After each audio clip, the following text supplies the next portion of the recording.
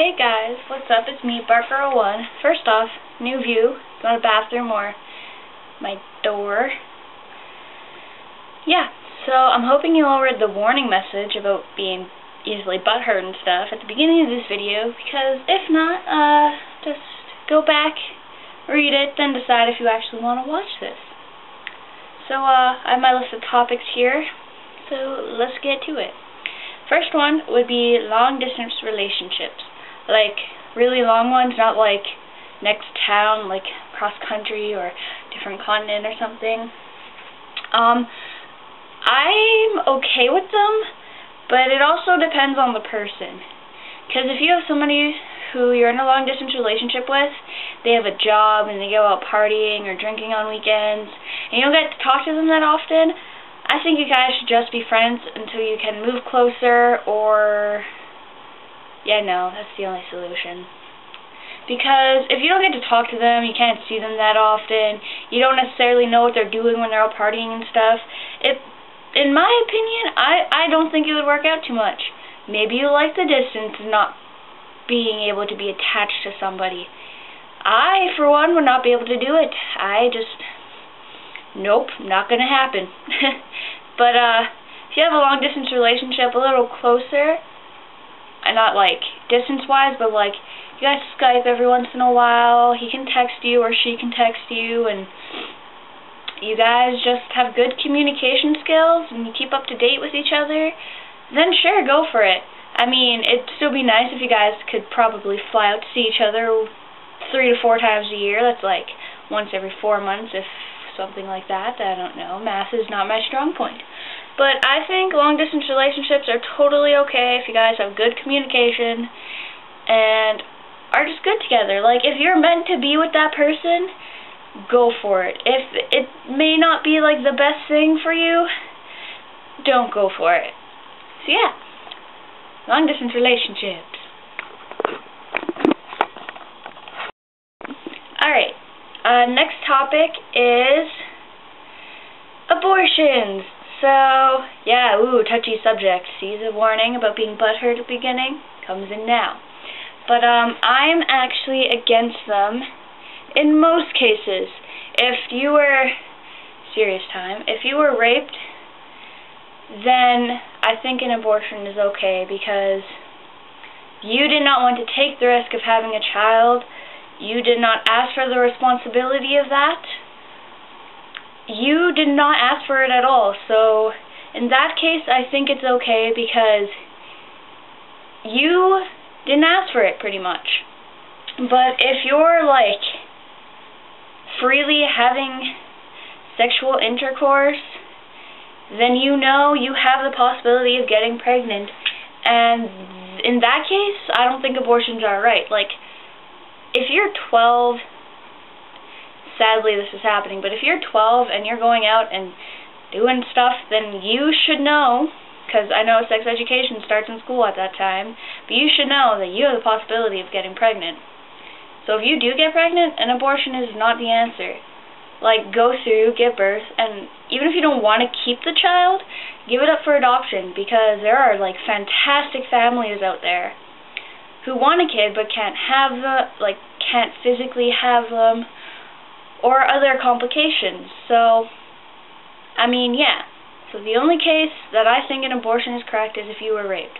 If you are taking the chance of having sexual intercourse at any age, whether you're financially prepared for a baby or not, I don't think you should have an abortion. You should keep that baby and either end up keeping it or give it up for adoption, because those two methods are just easier, and I believe that abortions are just killing a life before it has a chance to live. Now, to lighten the mood a bit, Coke or Pepsi? I actually like Pepsi better. A while, like 2 years ago, I used to think they pretty much tasted the same because I drink them both on a regular basis. But then I started drinking Pepsi a lot more, and I don't know, I find it has a sweeter taste than Coke does. But I also prefer Diet Pepsi over normal Pepsi. I still don't like Coke or Diet Coke or Coke Zero or whatever the hell they're coming up with names now. But I like Diet Pepsi or Pepsi Lime But no matter what, I am Team Pepsi. I'm sorry, you Coke lovers. Not the drug. Drugs are bad, okay? But, yeah. Hey guys, so, now my opinion on fandoms, which I have the definition back there on my computer, because I actually did not know what they were, so, okay. I think fandoms are pretty awesome for, like, the cosplay, or... Yeah, no, it's the only part I find cool about fandoms, or, like, when people who are fans of the same thing, like, gather together and, like, epically display their affection for whatever they're fanning over. Yeah. But, some of the fan fiction writers, they can be creepy, from what I understand. Like, normal fan fiction, go for it, but as soon as it gets that sexual odd thing, I become scared. Kinda. But, that's the only opinion I really have. Back to the serious, topics. Talking to strangers on the interwebs, or internet to normal people. I mean, it's okay, but it's also not okay. It depends on the situation and stuff. Like, if you're on Omegle with a couple of friends, just on, like, the chat part, same for chat roulette, I don't know if there's a chat and video part, but, if you're just, like, normal talking or, like, trolling, then go for it. I mean, don't give out your name or your address or, like, personal information, because somebody might kill you. It's only a half joke, guys. But, if you're, like, going around giving out some personal information or going on camera and showing stuff you should never show, ever, especially to strangers on the interwebs, no. Chill, slow down. That just could bring upon bullying and blackmail and just really bad situations nobody wants to be in. Like, me and my friends go on Omegle sometimes just on chat and like, I'm a unicorn, ha ha ha. We just have fun like that, and we don't give out any information or anything, and we rarely do it too. But, I guess this also ties in with, internet dating. I don't know. I'm iffy about that, because, that person who says, like, long walks on the beach and romantic novels could also, like, eating, your intestines. Here's food for thought. Equality rights. Back to the being butthurt. So, I'm actually all for gay, lesbian, bisexual, transgendered, pansexual, anything like that. I am completely for it. I see no reason to be against it. Like, if two men love each other, then let them be in love. Like, that'd be like me telling you, stop dating your boyfriend or girlfriend because I don't like it. Nah. No. Two guys should be able to be in love and be happy, be married, have children, obviously not by one of them giving birth, but by, like, I forget what it's called, but where they get a girl to carry their sperm and give birth for them, and then, or, like, adoption or something like that. Like, two men should be able to date, and then same goes for women. Like, Katy Perry's, I kissed a girl and I liked it. Well, good for you, Katy Perry. You go out and you be in love with that girl. That was a terrible analogy. But I just mean in general, like, if you're a girl and you love girls, go for it. Be in love with that girl. Have a family with her. Get married. Go on family vacations. Have holidays, you know. Like, I don't see why that kind of thing should be stopped. It's awesome. Another thing, transgendered, I'm just kind of throwing this all into one big pile. Go for it. If you are a guy, but you work that girl's body, you be a woman, alright? You look fabulous. Like, most transgender people I've seen do their makeup and hair 10 bajillion times better than I ever could. So I'm just like, you fabulous. Or if you're a girl and you want to be a guy, go for it. Like, there's honestly nobody stopping you. I follow this one person on YouTube. His name's Hugo, and before he mentioned that he was transgendered, I thought he was a guy. I found him pretty hot, actually. Point being is be who you feel on the inside you should be. There should be no restrictions. Nobody's judgments should stop you. And pansexual people, which I mentioned before, are bisexual. Bisexual, if you're in love with a girl, be in love with that girl. But if you're in love with that boy, be in love with that boy. It honestly should not matter. And people also need to learn that being bisexual does not mean you're straight one minute and gay or lesbian the next. No. It means you have affections for both genders. Pansexual. So I don't know where I left off, but my mom came in. But as I was saying, pansexual people, I just find that you love the entire world, which I find is awesome. Like, I think of pansexual people as the least judgmental people out there, because they don't care what parts you are, they just care about like what's on the inside, which is amazing. So that's why I think everybody should have rights, because everybody should have the right to love, pretty much. Alright, this one isn't really a serious topic, but it's not like a haha so funny topic. These two topics kind of tie in together. It's being unique and how is it underappreciated in today's society, pretty much. So, being unique for me means, like, you're not necessarily into the things everybody else is into. You have a different style than most people. Your opinions don't follow along what is socially acceptable. You look upon things in a different perspective, maybe. You know, things along those lines. Like, I'm pretty sure in my high school, me and my friends and a couple other groups are considered different, which in my mind is really just unique as hell. Because we have the different opinions, we watch the different TV shows, we dress differently, things like that. Well, everybody else has usually the same opinions and follow each other like sheep. So, oops, yeah, that was a headband anyway. But I think it's mostly underappreciated because society has molded being unique into something nobody should do. Like, society has made it so you need to think the same way, act the same way, dress the same way, have the same opinions, etc., as everybody else. And if you are unique, then you should automatically be an outcast. Which I find wrong, actually, because if you're unique, then you are your own person. Like, even in my group of friends, we have a bajillion different opinions on things, and we all act a little bit different than the next, or than the last. And it's so underappreciated in society now to be unique because of just television and media and things like that. It has molded everybody to think that in order to be accepted, you need to be the same. Which, in reality, it should mold people into thinking, be your own person, be unique, and you'll all be accepted anyway.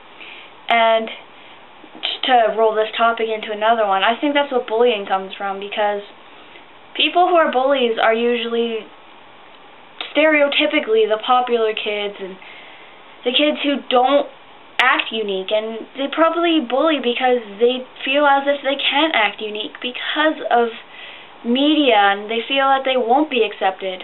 When I hope in the future one day, like maybe when I have kids or when my kids have kids, bullying won't exist because media will change, and it'll allow people who are unique to just be accepted, and it'll encourage you to be yourself. There are barely anything out there that shows you that. Like, especially in tiny towns, they just need more things that will encourage, especially like children and teenagers, to just go out and do what they love and what they want to do and mold their own opinions. Like, I think there should honestly be a class to teach you opinions and perspectives and how you can mold your own and how you can work others into your own and switch it and just make it yours. Like, I think being unique is one of the best things of life, although it comes along with a lot of bullying and a lot of teasing, which really sucks because some people just can't take it. Being unique should just be something you are proud of, the most proud of, actually, because it'll bring you somewhere in life that you want to be, that you love, you have a passion for. And I can't wait until I find what my passion is, because I know I'm going to love it.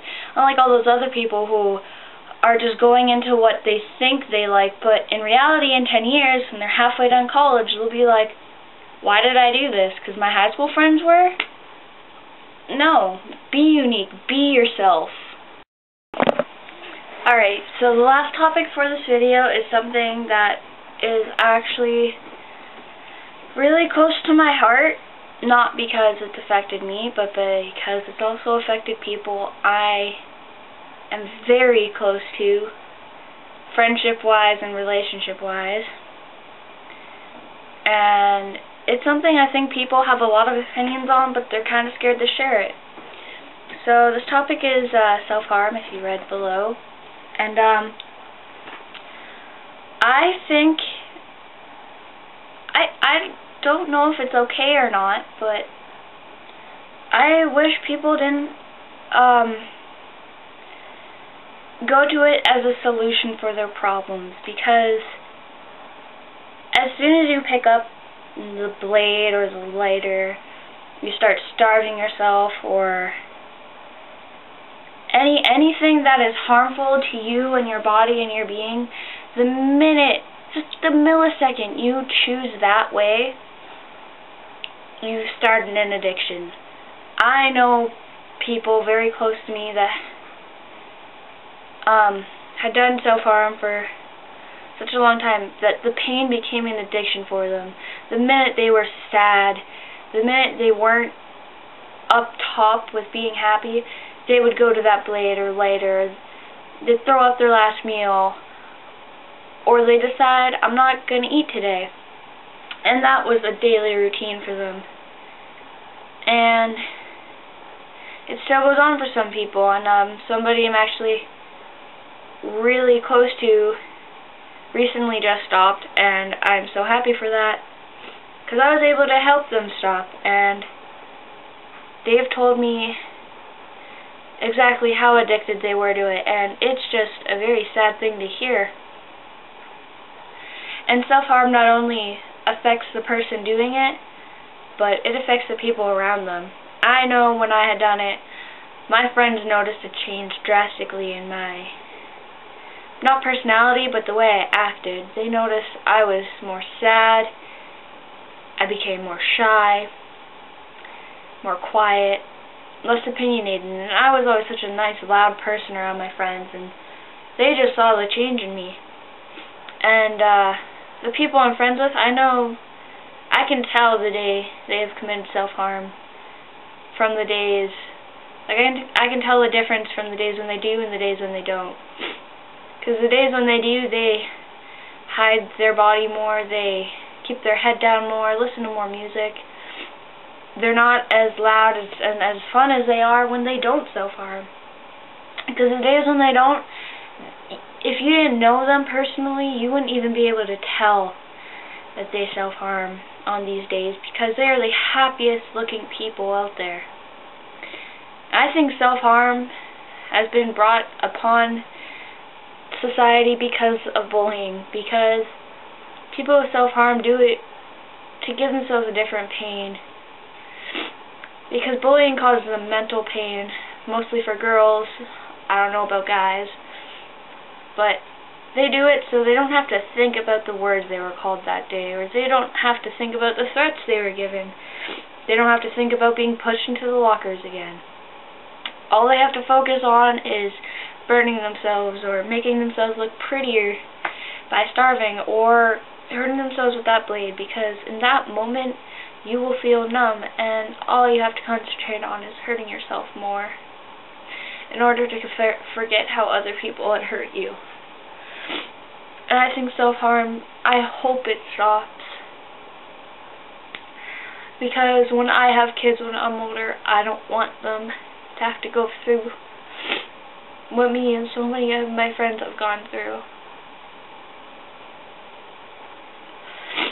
I don't want my kids to have to look at their friends' arms and ask, why are they covered in scars? Or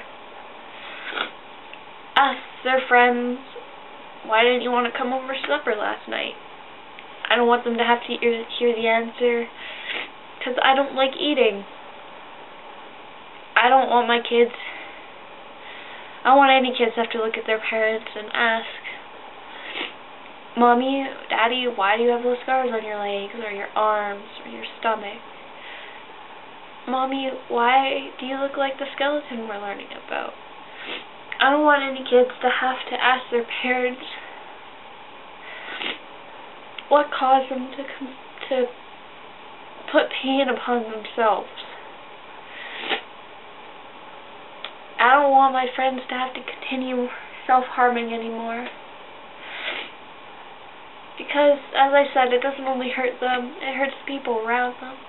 Every time I know that my friend has cut themselves or burned themselves to skip another meal, it makes me and probably their other friends feel like we could have done something more, like we could have helped them. So my honest opinion on self-harm is, it should never be the answer, even though it is for most people. Not most, for some people, and I just hope one day it stops. Because in the long run, it doesn't help. In the long run, you could go too far and not get to live the life you want to. You could never have kids. You could never go into that dream job you wanted since you were 5 years old. It's just the worst thing besides bullying, and it's because of bullying that it has become a thing for people to do.